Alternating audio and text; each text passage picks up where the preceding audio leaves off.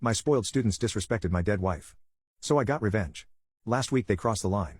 I'm in my third year of coaching at a small high school for the varsity squad. I'm an assistant helping with skill players. I'm quite young compared to the rest of the staff. I'm dealing with a lot of problems with some of the kids.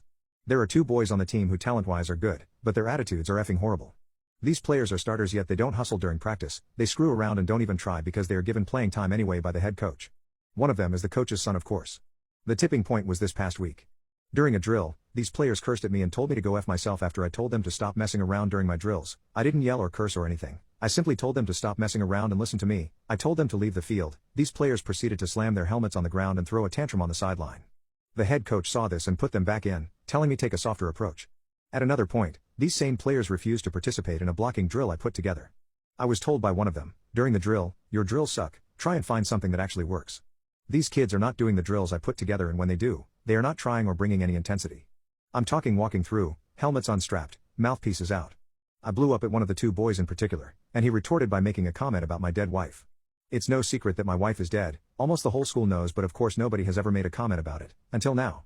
I saw red and absolutely chewed him out, yet he refused to apologize and just walked away. Right after this, I complained about it to the head coach and told him word for word what the kid said to me, and he did absolutely nothing about it.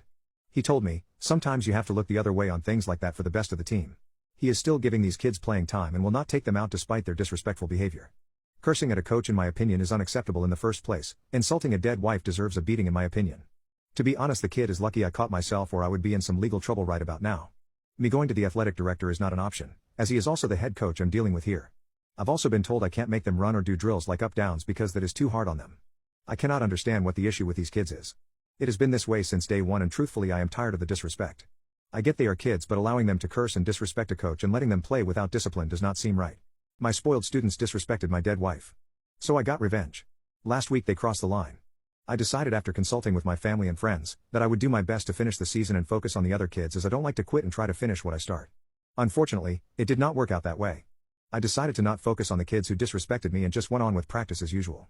The next week after the incident, during the first game of the year, one of the players who had cursed me out was in the game, and he made a tackle and started taunting a kid. I couldn't hold my tongue here, so I yelled out to him, "Do not taunt." He proceeded to wave me off and continued to taunt the opposing players. I saw red and had enough. He blatantly disrespected me during a game and did not listen.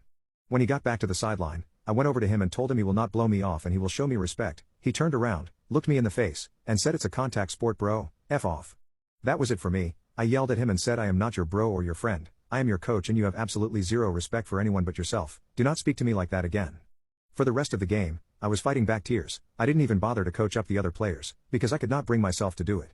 The head coach came over at halftime and asked me what was wrong. I explained to him that the kid cursed at me and disrespected me again and that I was tired of it.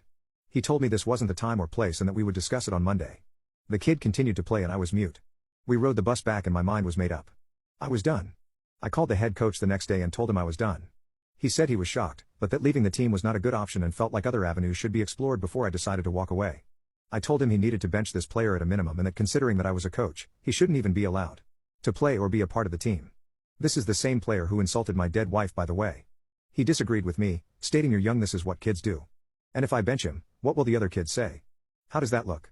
He said he would give him extra conditioning that Monday, but he refused to bench or remove him from the team. His concessions were to either move positions for me to coach or to call the kid's parents, but my mind was made up. I was done and told him the kid didn't deserve to play and that I refused to be a part of a culture that allows that kind of behavior. All is done right? Not even close. A couple of days later, I woke up to several text messages from friends and peers in the district. The team has a group chat on Snapchat and this same kid searched for me on Facebook, and screenshotted my profile picture of me and my dead wife and he sent it to the group saying, "I F the coach's dead beach," and made her scream my name.